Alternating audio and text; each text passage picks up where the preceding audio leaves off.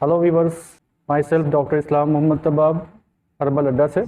जैसा कि आपको मालूम है, आज 7 अप्रैल है। वर्ल्ड हेल्थ डे आज मनाया जाता है। वर्ल्ड हेल्थ ऑर्गेनाइजेशन की मीटिंग 1950 के अंदर हुई थी। आज इस बात को लेकर दुनिया में जिस तरह के से मर्ज फैल रहे हैं, उन मर्ज़ों को के अवेयरनेस के लिए, उन डिसीज़ की different kinds of disease, mental health की बात कर लें, मैटरनल हेल्थ की बात कर लें, इन सबको कम्युनिटी जो स्पीड होती है उनकी बात कर लें, तो इस डिसीज़ को लेकर, इन डिसीज़ को लेकर किस तरह लोगों के बीच में जागरूकता फैलाई जाए, अवेयरनेस फैलाई जाए और आदमी हेल्दी रहे। इसी टॉपिक को लेकर आज अपना कॉन्सेप्ट देने वाला हूँ। अपना एक लोगो बहुत कॉमन है, प्रिवेंशन बेटर देन क्योर। आज इस टॉपिक पर हम बात करेंगे कि इलाज परहेज से बेहतर कैसे हो सकता है। क्योंकि जब हम किसी मर्ज़ में मुब्तला होते हैं, किसी डिसीज़ कंडीशन में जाते हैं, तो हमें डॉक्टर के पास जाना होता है, हमें दवाइयाँ खाना पड़ती हैं और हमको बहुत सारी तकलीफ़ों का सामना करना पड़ता है। तो हम बात आज इसकी करेंगे कि मर्ज़ हो ही नहीं, हमको प्रिवेंशन पर मैं आज आपसे पर बात करूँगा।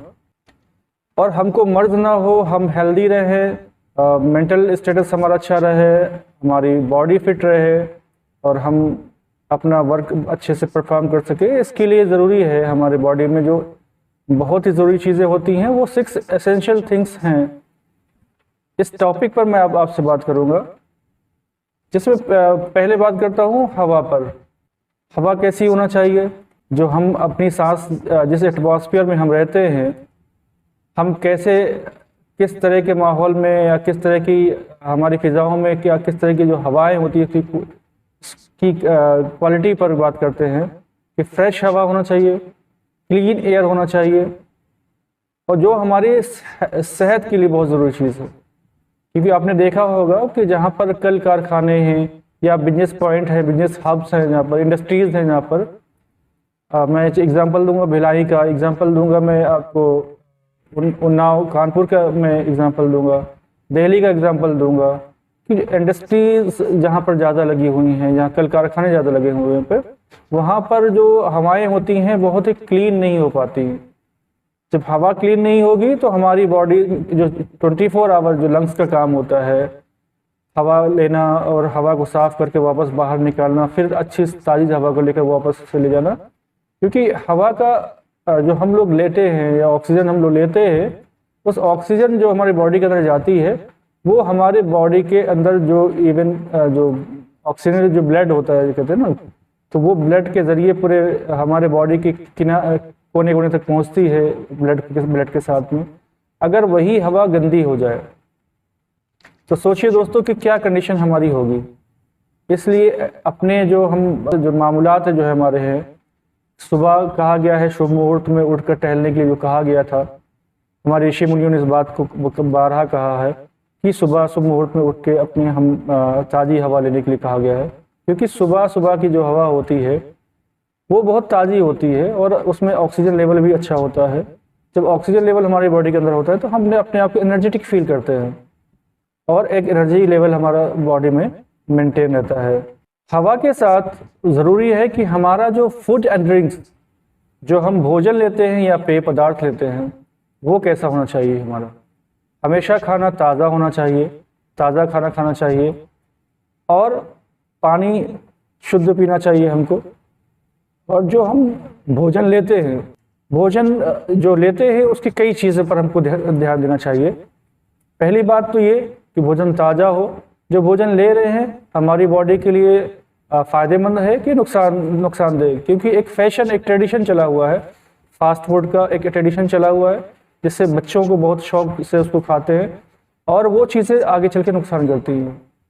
तो फास्ट फूड, जंक फूड जो हम लोग लेते हैं, बहुत तला भुना लेते हैं, ये सब चीज़ें हमारी बॉडी के लिए अच्छी नहीं है। तो हमको खाने में क्या लेना चाहिए, सादा भोजन होना चाहिए। इसी के साथ जो जंक फूड की मैं बात की, तो कुछ लोग कार्बोहाइड्रेट बहुत ज़्यादा लेते हैं। जब कार्ब ज़्यादा बॉडी में जाएगा, मोटापा जैसी बीमारियां पैदा होंगी। जब मोटापे की बीमारियों की एक जड़ होती है, वो आपको डायबिटीज़ पैदा कर सकती है, हाइपरटेंशन पैदा कर सकता है, हार्ट स्ट्रोक भी हो सकता है, ब्रेन में भी दिक्कत आ सकती है और जो हम लोग चलते हैं आर्थराइटिस की भी शिकायत हो सकती है। तो बॉडी वेट को कंट्रोल करने के लिए हमको ऐसी डाइट लेना चाहिए कि बहुत ही पौष्टिक भी हो और पोषक तत्व उसके अंदर हो, लेकिन हमारे बॉडी के हिसाब से according to our body needs, कि अगर हमको खाने की ज़रूरत है कि हमारी बॉडी फिट है और हमको तो कार्ब डाइट जो है बहुत थोड़ा कम करना चाहिए, प्रोटीन डाइट से मेंटेन करना चाहिए। अगर आपका वेट कम है तब भी आपको प्रोटीन के साथ में कार्ब ज़्यादा करना पड़ेगा। वेट अगर ज़्यादा है आपका तो आपको कार्ब कम करना पड़ेगा और प्रोटीन लेवल ज़्यादा करना पड़ेगा, जिसको हम आजकल कीटो डाइट के नाम से जानते हैं। क्योंकि अगर आपके बॉडी में फैट मैं फीमेल्स में देखा मैंने, अगर ओबेसिटी बढ़ती है तो बहुत सारे डिसीज़ कंडीशन को लेकर आती है, इवन तो लेकर आती है। इसी तरह जब हम फिट रहेंगे, ऐसे बच्चे हैं जो जिम जाते हैं, जिम ज्वाइन करते हैं, तो उनके लिए डाइट में प्रोटीन डाइट कुछ ज़्यादा होगी, कार्ब लेवल थोड़ा कम होगा। इस तरह फैट है, वसा युक्त जो भोजन है उसको किस लिमिट तक हमको लेना है, तो विटामिन हैं, ये सब जो चीज़ें हैं उस जो हम ले रहे हैं, तो 2 रोटी हो जाए, उसमें सब्जी हरी सब्जी हो जाए, उसमें 1 कटोरी दाल हो जाए और छोटे चावल हो जाए, ये एक मेंटेन डाइट होती है। साथ में सलाद हो जाए हमारे। तो ये जो खाने के तरीके हैं हमारे जो बड़ों ने बता रखा था कि सुबह आप जो नाश्ता करिए वो बिल्कुल राजाओं के जैसा होना चाहिए, हाई रिच प्रोटीन डाइट और हाई रिच डाइट होती है। दोपहर में आप बिल्कुल मजदूर के जैसे खाना खाइए, यानी भरपेट आपको भोजन लेना है। और शाम का वक्त खाना हमेशा मरीजों वाला खाना चाहिए, नहीं हल्का भोजन होता है, कम भोजन लेंगे, या फाइबर युक्त दलिया है और या चने की रोटियां या खिचड़ी है, जो हमारे यहाँ पोहा है, जो हल्की डाइट लेंगे तो हमको नींद भी अच्छी आएगी, उसका पाचन की जो क्रिया होगी ठीक हो जाएगी, शाम में नींद भी हमको आ जाएगी। सुबह जो है हमको कॉन्स्टिपेशन नहीं होगा, वरना ऑयली खाना खाएंगे, जंक फूड खाएंगे तो हमको पेट भी हमारा खराब रहेगा। और पानी में हमेशा जो है अच्छा पानी पीना चाहिए हमको, कम से कम 10-12 लीटर जो है गिलास पानी, या 2 से 3 लीटर मिनिमम पानी हमको पीना चाहिए। इसका हमेशा ख्याल रखना चाहिए। फिजिकल एक्सरसाइज एंड रिपोज, यानी जब हम अपनी रूटीन लाइफ में अगर मॉर्निंग, इवनिंग या जो अब हमारे पास टाइम होता है उसमें फिजिकल एक्टिविटीज़ हमारी होना चाहिए। अगर आप यंग ग्रुप में आते हैं तो आप जिम ज्वाइन कर सकते हैं। अगर जिम की सुविधा नहीं है तो मॉर्निंग वॉक हो सकता है, योगा हो सकता है, रनिंग हो सकती है, पीटी हो सकती है, कोई भी स्पोर्ट्स आप चूज़ कर सकते हैं अपने लिए, जिससे आपकी फिजिकल फिटनेस भी ठीक रहेगी। और एक्सरसाइज जो भी हम कर सकते हैं उनको करना चाहिए। उसके साथ में जब हमारी बॉडी थकती है, कमज़ोर पड़ती है, तो हमको चाहिए कि हम उसमें रेस्ट लें, क्योंकि बॉडी को हील करने के लिए उस रेस्ट की बहुत अहमियत है। अगर हम 6 से 7 घंटा की नींद प्रॉपर वे पे लेते हैं तो हमारी जो रूटीन लाइफ में जो टूट फूट बॉडी के अंदर होती है वो हील अप हो जाती है। जैसे आपने महसूस किया होगा, रात में आप सोते हैं तो पैरों में दर्द रहता है, कमर में दर्द रहता है, और अगर भरपूर नींद ले पाते हैं तो आपको वही मॉर्निंग जब अच्छी होती है और पेन नहीं होता है बॉडी में, क्योंकि वो हील आप कर चुका होता है। इसी तरह हमारी बॉडी में फ्रैक्चर हो गया या कोई जख्म लग गया तो उसको हील करने के लिए कंप्लीट रेस्ट की हमको ज़रूरत होती है। तो जहाँ पर एक्सरसाइज की अहमियत है वहाँ पर हमको रेस्ट की भी अहमियत है कि हमको कब रेस्ट लेना चाहिए, क्योंकि अगर आप 40 डेज या 50 डेज रेस्ट नहीं करते हैं तो आपकी बोन्स नहीं जुड़ती हैं, या आपके जो चोट इंजरी लगी वो नहीं हील अप हो पाती है। इसलिए एक्सरसाइज के साथ साथ में हमको सुकून भी लेना चाहिए, आराम भी करना चाहिए। जब मैं बात कर रहा हूँ कि एक्सरसाइज और आराम की, मैं इसी से बात आपको नेक्स्ट बताऊंगा आपको कि स्लीप एंड वेकफुलनेस।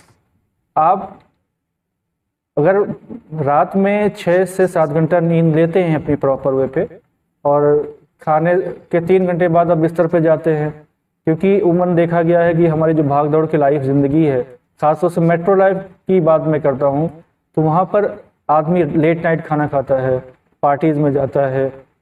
तो ये सब चीज़ों से क्या होता है, हम जब लेट खाना खाएंगे, खाना हमको सही से प्रॉपर हजम नहीं हो पाएगा, और जब हम सोने जाते हैं तो हमारी नींद भी अच्छी नहीं होगी। तो हर चीज़ से एक चीज़ एक दूसरे से रिलेट है कि अगर हम खाना वक्त पे खा लेते हैं, अर्ली इवनिंग में खा लेते हैं, अर्ली नाइट में खा लेते हैं, तो हम अगर 10 बजे भी 11 बजे बिस्तर में अगर चले जाते हैं तो 6 से 7 घंटे की हमारी नींद भी हो जाती है। और सुबह हम उसको जब सुबह हमारी फ्रेश होगी तो हमारा दिन भी अच्छा होगा। अगर रात हमारी गड़बड़ होती है, दिन सुबह अच्छी नहीं होगी, तो हमारी जो ताजगी होती है, वो वर्किंग जो कैपेसिटी होती है वो हमारी वीक होती चली जाएगी और दिन में हम अपना काम नहीं कर सकते। इवन कि किसी किसी की तो जॉब भी इसमें मुतासिर होती है, वो जॉब अपनी जो तरीके से करना चाहिए वो जॉब भी तरीके से नहीं कर पाते क्योंकि वो कंसंट्रेट नहीं कर पाते। अगर नींद बराबर लेवल पे नहीं लेंगे तो अब कंसंट्रेशन जो लेवल हमारा है वो वीक होता है, एकाग्रता हमारी कमज़ोर होती है और जो डे का पूरा रूटीन होता है हमारा वो ख़राब होता है। अब बात करते हैं इवोकेशन और रिटेंशन की। एहतिबास व इस्तिफराग, यानी कौन सी चीज़ों को हमारी बॉडी जो वो से बॉडी से खारिज होना चाहिए और कौन सी चीज़ों को बॉडी में रुकना चाहिए, या जो खारिज वाली चीज़ें अगर रुकती हैं तो क्या प्रॉब्लम आती है और जो रुकने वाली चीज़ें अगर खारिज हो जाती है तो क्या प्रॉब्लम आती है। हम बात सबसे पहले करते हैं कि हमारे बॉडी के अंदर से जो यूकोट जो होता है पसीने के ज़रिए जो बहुत वेस्ट प्रोडक्ट हमारी चीज़ निकलती है और हमारे जो यूरिन के ज़रिए जो है बहुत बॉडी का जो ब्लड के अंदर वेस्ट मटेरियल होता है वो खारिज हो जाता है। इसी के साथ मोशन है, हमारे मोशन के ज़रिए खारिज होता है। इवन कि हमारे जो वोमिटिंग वगैरह के ज़रिए, क्योंकि हमारे सिस्टम में है, अगर किसी को कोई बीमारी हो जाती है तो उसको वमन भी करा सकता है, यूरेशन भी करा सकता है। तो ये दो जो ऑप्शन है जो दिए गए हैं, ये कभी कभी जो चीज़ें बदन के अंदर हमारे रुक जाती है उसको निकालने का एक तरीका होता है कि वोमिटिंग के ज़रिए निकाल देते हैं, कभी लूज मोशन के ज़रिए निकालते हैं, कभी पसीने के ज़रिए निकाल देते हैं। इसी के साथ में हमारे बॉडी से जो मेंसेस होते हैं या यूट्रस के ज़रिए मेंसेस होना या वाटर डिस्चार्ज होना, बहुत सारी रतूबत इससे खारिज हो जाती है। मेरा कहने का मतलब है जो हमारी 6 चीज़ें हमने बताई हैं आपको, अगर रूटीन लाइफ में हम अपने ले आते हैं तो हम किसी भी मर्ज में जल्दी मुब्तला नहीं होंगे और इससे हमारी बॉडी की इम्यूनिटी पावर मजबूत होगी, हमारी शक्ति मजबूत होगी और हमें जल्दी बीमार होने की ज़रूरत नहीं पड़ेगी।